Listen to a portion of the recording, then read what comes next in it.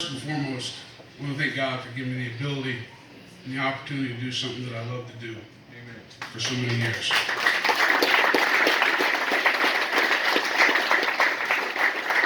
I want to thank my wife, Gayla, for putting up with the craziness that comes with being married to professional wrestling. When I heard you earlier talk about hating professional wrestling, my wife's, I don't know that she's enjoyed a minute of it. I did an interview for a paper in Kansas City, and I said she'd rather chew thumbtacks than watch wrestling. She headlined a news article. Wrestler's wife would rather chew thumbtacks. I thank my son and daughters for letting their dad go out and do this and do this. Amen. For answering all the questions they get when people find out that their dad's a wrestler. As I look around the room and at the other members of the Hall of Fame, I thank them for giving me a chance to work. Tony, Herb, thank you. I thank the guys who took the time to train me. Keith Smith, Johnny Jett, Pete Madden, and John Blackheart. Thank you.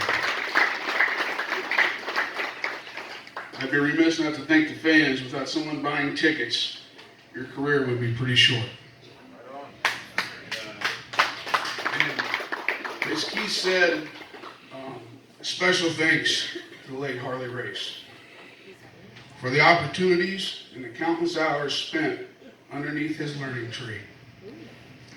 And thank you to everyone I've ever stepped into the ring with. You do not make it in this business by yourself.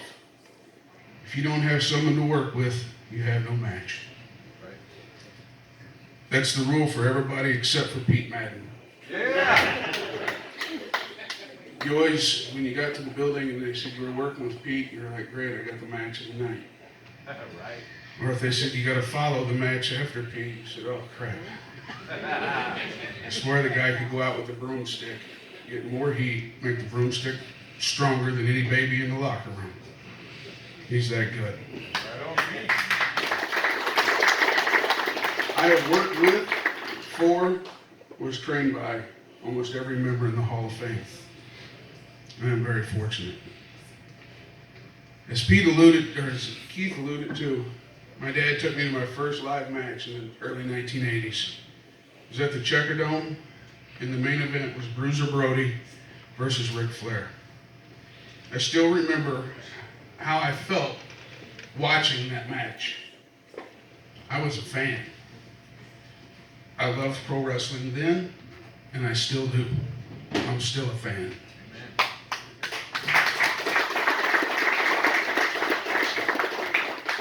Pat O'Connor, a close family friend. He would give us tickets and he'd take me to the locker room to meet the wrestlers. And that's where I first met Harley Race. I never dreamed a little more than a decade I'd be working for Harley, that we'd become close friends, and eventually I'd be his world champion.